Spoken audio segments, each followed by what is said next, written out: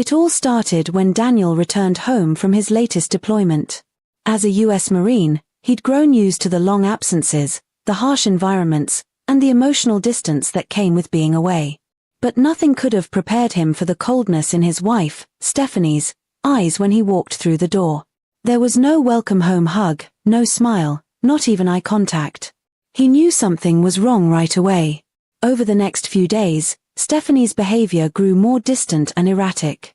She barely spoke to him, always seemed glued to her phone, and often left the house with vague excuses. Daniel, though tough on the outside, was gentle at heart when it came to her. He had written letters during every deployment, sent money home, and planned their future down to the smallest details. But now, it was like she'd already moved on without telling him. Then came the moment that confirmed his worst fears. He found messages on her phone, flirty, intimate ones, with a man named Chad, a coworker from her office. It wasn't just a casual fling.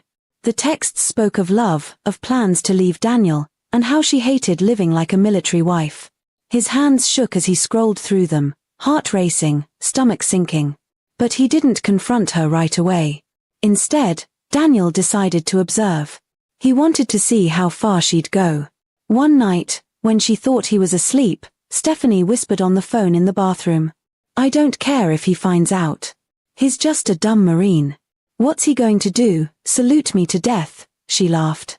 That stung more than any battlefield wound. When Daniel finally confronted her, she didn't apologize. She smirked.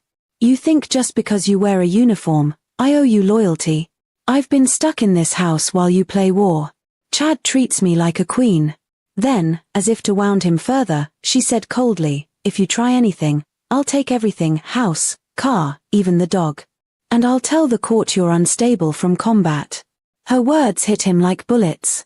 Daniel stood there, stunned. She was threatening to ruin him, twist his honorable service into something shameful. But she didn't know he had already started protecting himself.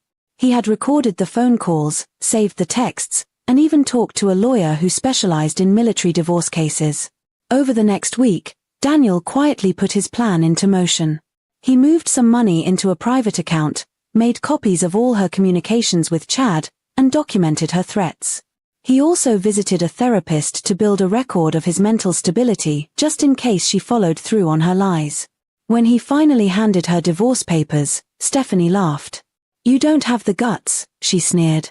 But when she saw the evidence he had collected, the confidence drained from her face. His lawyer had advised her attorney that if she pushed too far, they'd take everything to court with proof of infidelity, emotional abuse, and threats against a combat veteran. Stephanie panicked. Her boyfriend, Chad, ghosted her the moment legal trouble was mentioned.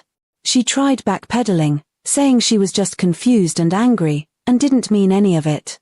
Daniel listened quietly, but his heart was already gone. She had betrayed him and then tried to destroy what was left. In court, Daniel remained calm and respectful. The judge was sympathetic to his case. With the evidence presented, Stephanie didn't stand a chance. The house was awarded to Daniel, along with full custody of their dog and a fair portion of their assets. She walked out with far less than she'd expected. In the weeks that followed, Stephanie tried calling him, sometimes to apologize, sometimes to beg for another chance. But Daniel never answered. He had given her his heart and loyalty, and she had thrown them away. Now, he was focused on healing, on rebuilding his life without her. His fellow Marines rallied around him, showing their support. They reminded him of who he was, a man of honor, strength, and integrity. Stephanie, on the other hand, was left with the consequences of her choices. Her new relationship was gone, her reputation damaged, and her empty threats exposed. Daniel knew he had won not just in court, but in life. He hadn't needed revenge, he just needed the truth. And in the end, the truth was what made her regret everything.